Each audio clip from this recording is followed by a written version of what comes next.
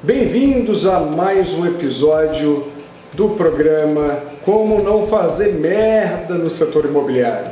O objetivo desse programa é discutir os principais erros cometidos dentro do processo de originação de um novo empreendimento de base imobiliária.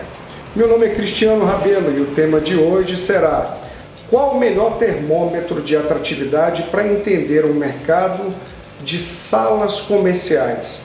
Gostou do tema? Já deixa seu like, se inscreve no meu canal, não esquece de ativar as notificações para receber todos os vídeos que a gente está postando e compartilha com as pessoas que você achar que faz sentido.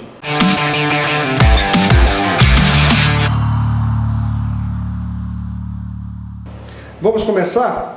Bom, gente, qual é o melhor termômetro?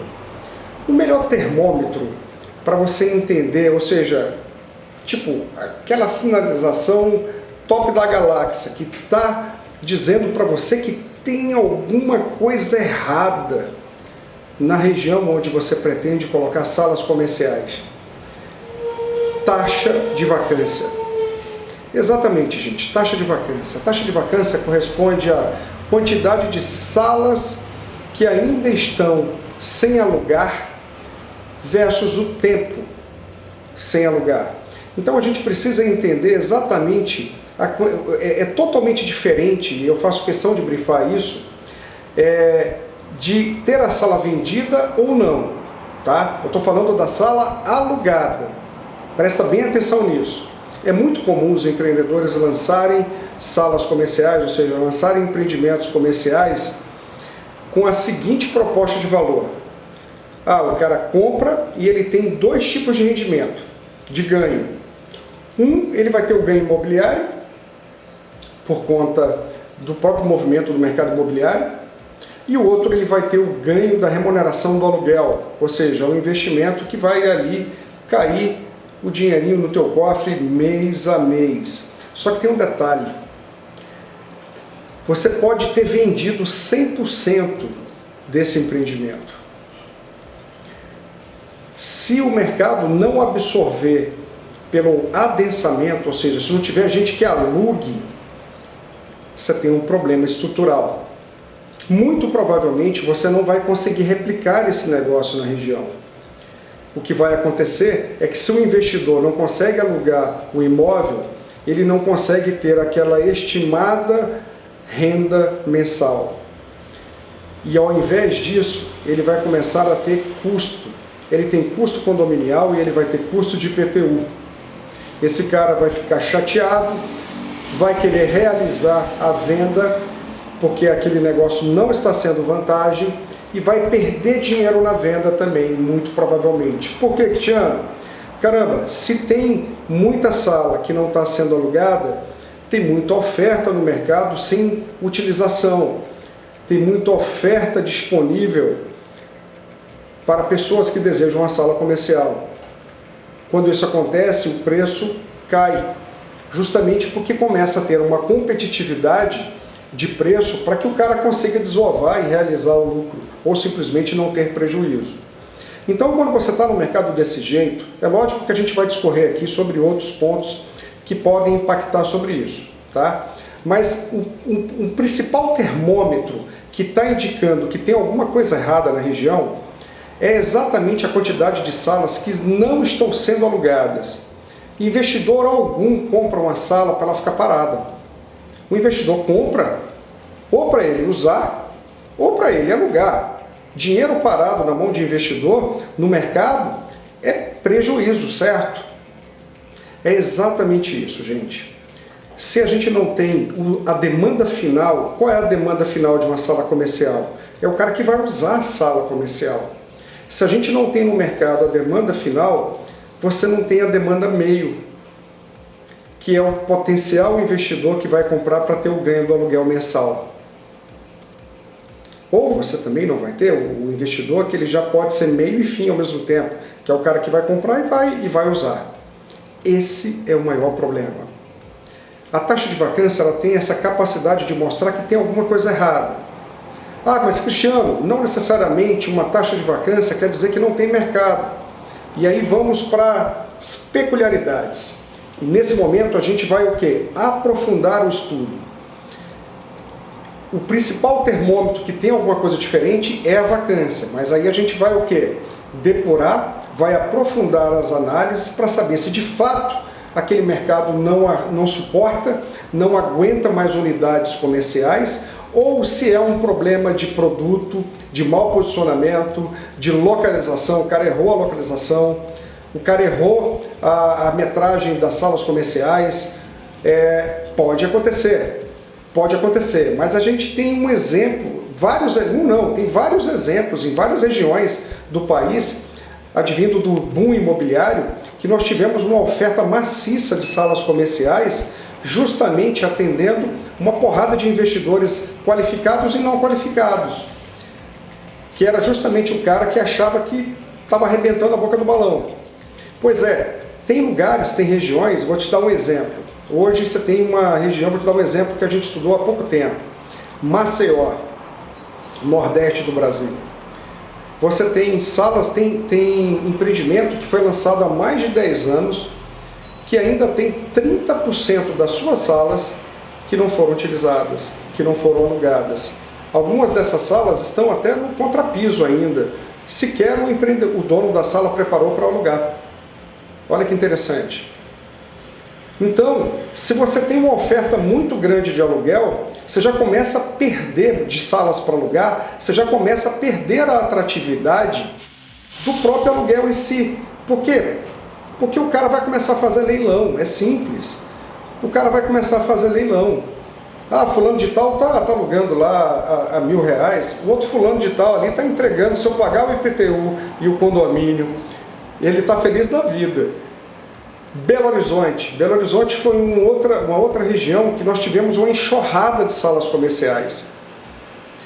E aí a gente começa a ter o efeito rebote.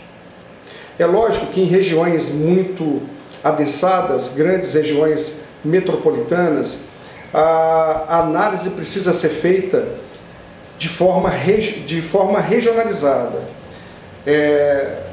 Região norte, região leste, região sul, região central, até porque essas cidades elas têm grande problema de mobilidade urbana. Então as pessoas não migram do norte para o sul, nem do leste para o oeste. Em síntese, se você tiver muita oferta pontuada numa determinada região, e nessa região urbana, que é muito adensada, que tem problemas de trânsito e que tem muita gente, é óbvio que se as outras regiões não tiverem oferta de produtos, você vai ter uma oportunidade, isso é um fato. Mas o primeiro termômetro, a primeira sinalização que alguma coisa está errada, é muita sala para alugar. Para pensar. E aí a gente começa a construir a nossa coxa de retalho. Mais uma das coxas que nós estamos costurando em todos esses videocasts, em todos esses posters que nós temos feito. Justamente para a gente poder aprofundar e entender possíveis desdobramentos. Uma das coisas que faz com que a atratividade para salas comerciais aconteça é a população flutuante para negócio. Turismo de negócio, ou seja, cidades que são polos industriais ou cidades que são polos de negócio, que são grandes hubs. Vou te dar um exemplo de uma cidade que é um grande hub no Nordeste, Caruaru. Ela interliga mais de 20 municípios. Você tem uma feira de Caruaru que vai de segunda a quarta-feira, que ela tem milhares de pessoas como população flutuante. Tanto abre uma grande chance para a hotelaria que vai hospedar essas pessoas durante o período da semana, como você também abre a oportunidade de pequenas salas para poder essas pessoas fazerem o trabalho administrativo. É lógico que nem todas, né? Numa condição de feira, de varejo, o cara vai ficar muito lá na feira. Mas negócio traz negócio. Negócio gera dinheiro, que por sua vez tem uma série de desdobramento na cadeia produtiva de serviços e por aí vai. Dinâmica econômica, em síntese. Quanto maior for a dinâmica econômica da tua região, mais atratividade a gente vai ter para uma população flutuante para negócios. Mais atratividade a gente vai ter para prestação de serviços. As pessoas, os maiores responsáveis pelo aluguel de salas comerciais são os prestadores de serviços. Advogados, contadores, médicos, fonoaudiólogos, empresas de prestação de serviço financeiro, consultorias e por aí vai. Em lugares que não tem uma dinâmica econômica pujante, você não vai ter uma demanda que absorva prestações de serviços estilizadas, qualificadas. Consequentemente, você vai ter pouca demanda para aluguel de salas. Faz sentido? A dinâmica econômica, ela sustenta toda essa engrenagem, permitindo entender se a atratividade existe ou não. Só que a gente tem que ficar muito ligado com a quantidade de ofertas na região. Às vezes você entra numa cidade que tem pouquíssima oferta. Quando você fecha e abre os olhos, pum, tem 3, 4, 5 lançamentos ao mesmo tempo. O sucesso de um empreendimento do tipo sala comercial, de escritórios, ele não acontece na venda. Ele acontece depois da venda. Quando você começa a alugar. Porque se você não consegue alugar, você está com um grande pepino na tua mão.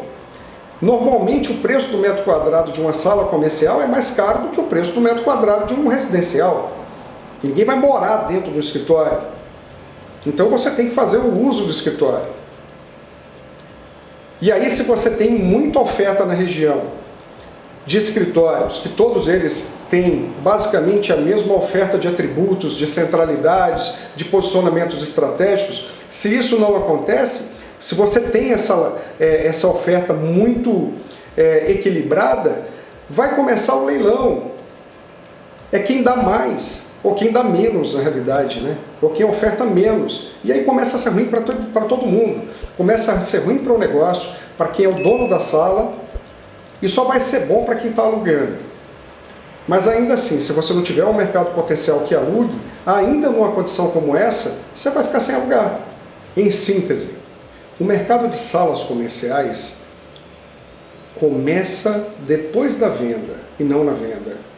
A não ser que quem esteja comprando seja a demanda final, ou seja aquele cara que vai usar a sala. Na maior parte das vezes não é. Na maior parte das vezes são os investidores ali querendo aplicar o seu dinheiro e ter uma renda adicional. Ah, mas Cristiano, e na hipótese de chegar em indústrias, chegar em empresas, sempre você tem que analisar ponto a ponto. Primeiro você tem que entender se isso de fato é uma realidade. Eu já vi regiões, por exemplo, que foi anunciada a entrada de grandes empresas e depois foi cancelado. E o mercado começou a se preparar para receber essas grandes empresas, essa grande empresa na realidade, e acabou tendo uma super oferta, o que foi ruim e o que ainda é ruim para toda a região. Bom, como de costume, eu vou responder alguns questionamentos e algumas perguntas que comumente são feitas para a gente no que tange ao entendimento do potencial, da atratividade de salas comerciais. Comprar salas comerciais é um bom investimento? Que tipo de sala devo procurar ou estruturar? É um bom investimento, é um excelente investimento, desde que ele tenha demanda final, desde que ele tenha uso, desde que ele tenha gente para alugar, desde que o seu comprador seja o comprador que vai utilizar a sala. Porque do contrário você não vai conseguir o quê? Realizar os ganhos. E olha que interessante, é muito interessante isso. Normalmente quando o investidor ele compra uma sala, eu já falei isso anteriormente, mas eu vou só agora fechar o raciocínio, ele tem, na perspectiva dele, ele tem o ganho da valorização imobiliária, porque ele vai comprar na planta e ele espera que isso valorize, e depois ele vai ter o ganho do aluguel. Bom, a valorização imobiliária eu vou deixar no segundo momento, vou primeiro pegar o aluguel. Se ele não tem gente para alugar, ele, ao invés de ter rentabilidade, ele vai ter custo. Como eu já disse anteriormente, ele vai pagar condomínio, ele vai pagar IPTU. Se não tem gente para alugar, acontece um outro movimento, a desvalorização. Caramba, se não tem gente para alugar, não vai ter gente como demanda final que compre, que use ou que simplesmente alugue.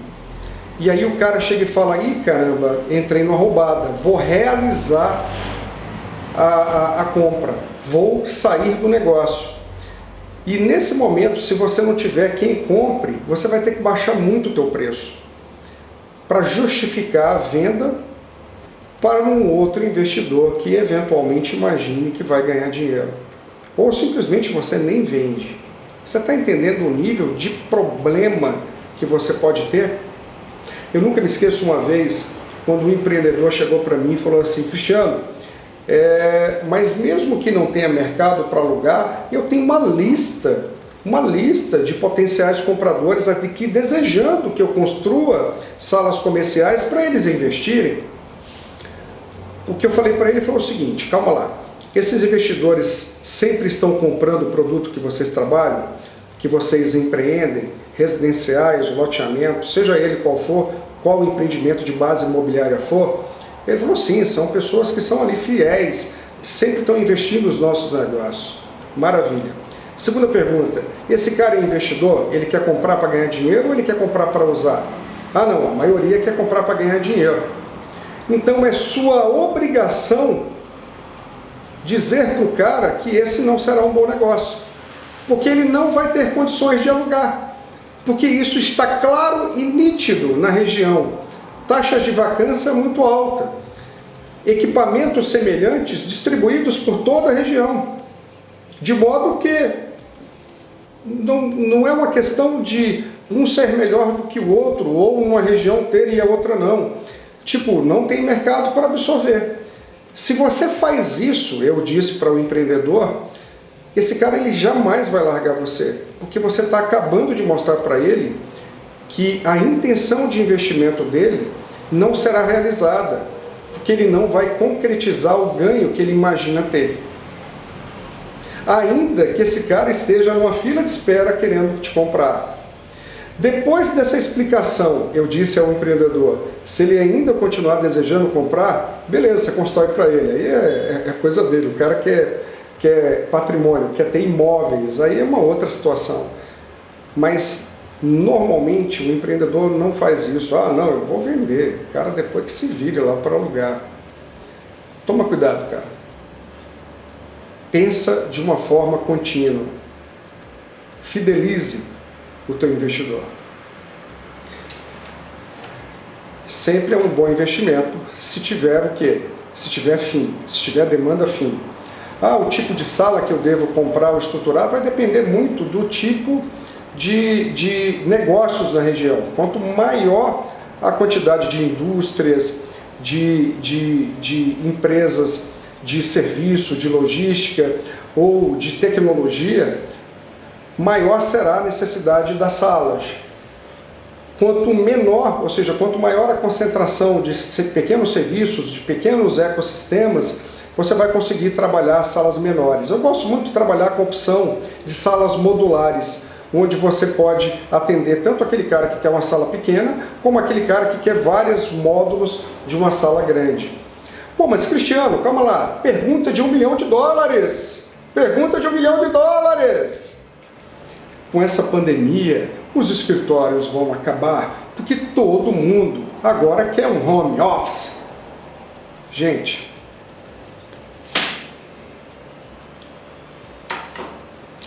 não é bem assim. Toma cuidado com isso.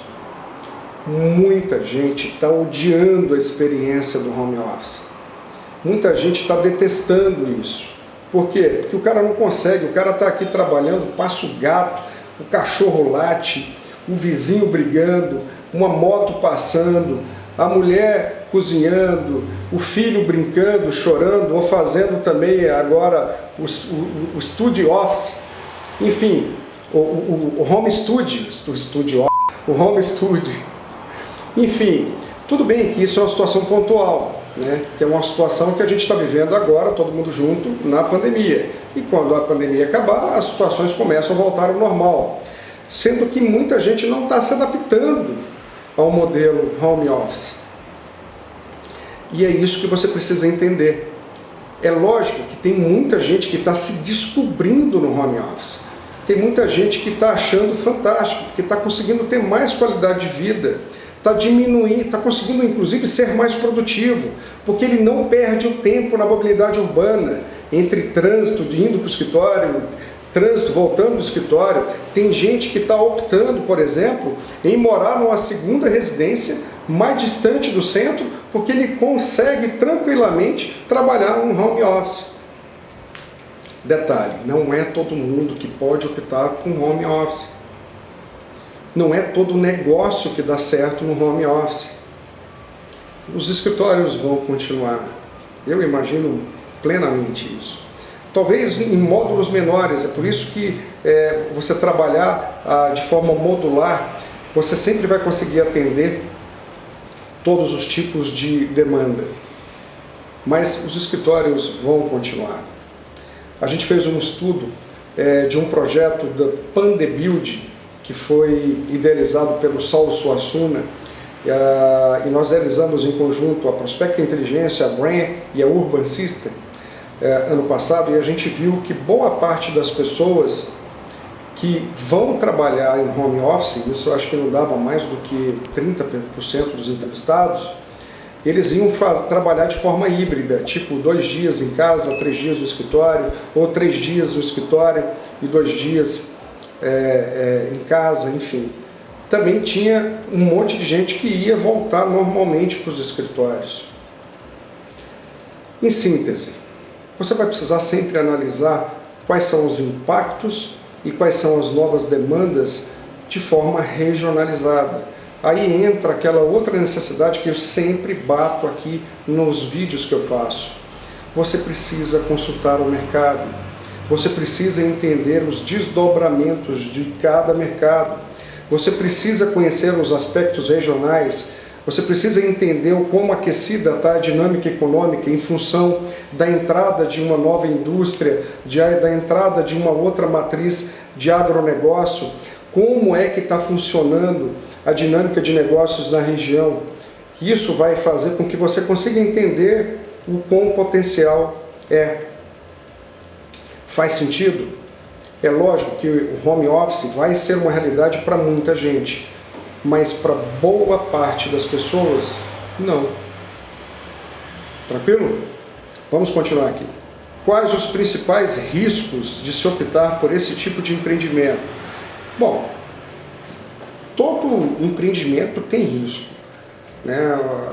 Sair de casa você tem risco, o empreendedor tem risco. Então o maior objetivo que a gente tem em toda essa narrativa é diminuir as incertezas. Se a gente consegue diminuir as incertezas, a gente consegue mitigar ao máximo os riscos, chegando ao ponto de entender que aquele risco que ainda existe é possível de ser absorvido. Eu aceito aquele risco. É o que a gente chama de risco aceitável, risco controlado. Mas pelo menos aquilo que eu não entendia por conta de uma falta de estudo aprofundado, agora eu já tenho algo mais palpável e eu já tenho um pouco mais de noção para saber aonde eu estou pisando. Faz sentido? Então tudo tem risco. O negócio é bom, desde que tenha mercado. E aí vai para qualquer tipo de negócio de base imobiliária. Vamos aqui de novo. Como dimensionar a absorção para o mercado de salas comerciais? Bom, um dos indicadores é o quê? Taxa de vacância. Se você não tem vacância alguma, nego procurando, todos os escritórios aí bombando, um monte de empresas, uma população flutuante. Acabei não falando desse dado. Uma maneira interessante de você entender a população flutuante de uma cidade, você vai buscar um dado chamado movimento pendular. Esse movimento pendular você tanto consegue entender a população flutuante para estudo, as pessoas que vão estudar naquela região e voltam para dormir em outra cidade, e as pessoas que vão para aquela região, a população flutuante, a trabalho. E aí você consegue ver de onde eles estão vindo. Isso aqui é bacana, porque você consegue ver o quê? As inter-relações das cidades, sabendo inclusive se de fato a tua cidade é um polo de negócio. Bacana, né? Quais dicas que o empreendedor possa ser mais assertivo na estruturação de um produto como sala comercial? Cara, volta o vídeo, entende e veja tudo de novo. Basicamente você tem que entender o quê? A dinâmica econômica do município ou da micro-região na qual o município está.